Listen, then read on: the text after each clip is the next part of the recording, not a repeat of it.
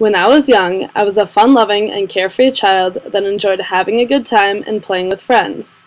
I had an active imagination and was known at my school for my free spirit and leadership qualities. After kindergarten, my parents took me out of public school and enrolled me in a Jewish day school in St. Paul, Minnesota.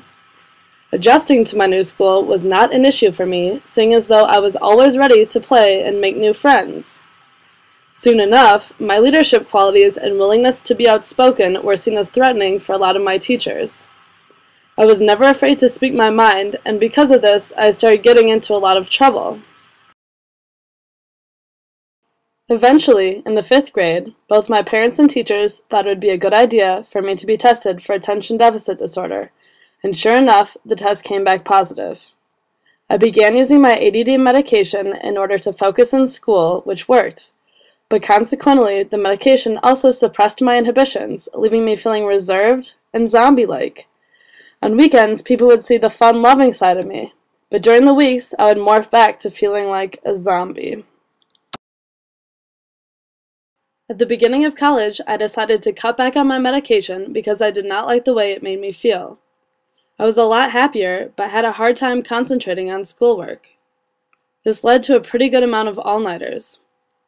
I finally decided to start taking my ADD medication again, but with all of the credits that I was taking, people started to question who the real me really was.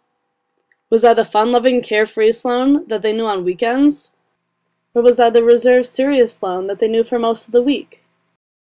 Eventually, I started asking myself who I'd become. Where did that fun-loving and carefree Sloane go?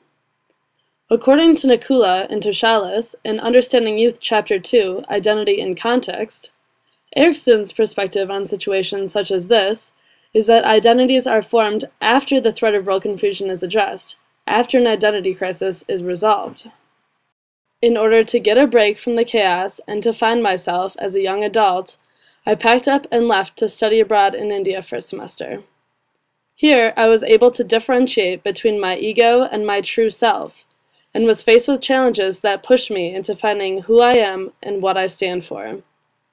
Just as adolescents seek a true self, they also yearn for a true orientation, an authentic way to live, for meaning and purpose that inform their developing worldview. Not only was I able to find the self I had always been underneath the medication, but I was also able to find alternative ways to deal with my ADD so I could take significantly less of my medication when I got back to the States.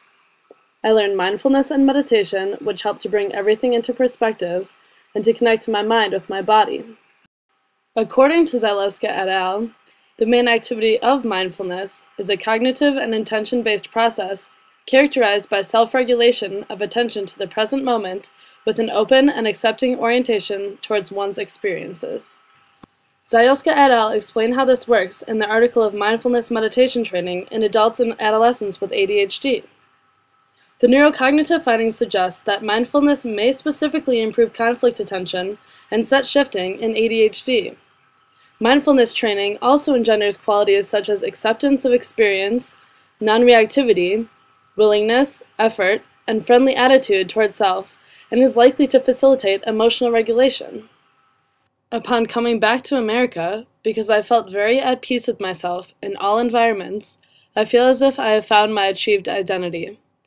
According to Nakkula and Toshalis, an achieved identity occurs when the identity crisis is resolved and the commitment to the selected identity is high, and can therefore display a certain level of self-acceptance and ego strength across changing contexts. This is not the end of my quest in life. This is only the beginning. An achieved identity status does not represent the conclusion of the identity construction process. Rather, it is a waypoint in the individual's lifelong journey of understanding and constructing the self. So eventually, I was able to find a balance working with my medication and mindfulness in dealing with my attention deficit disorder.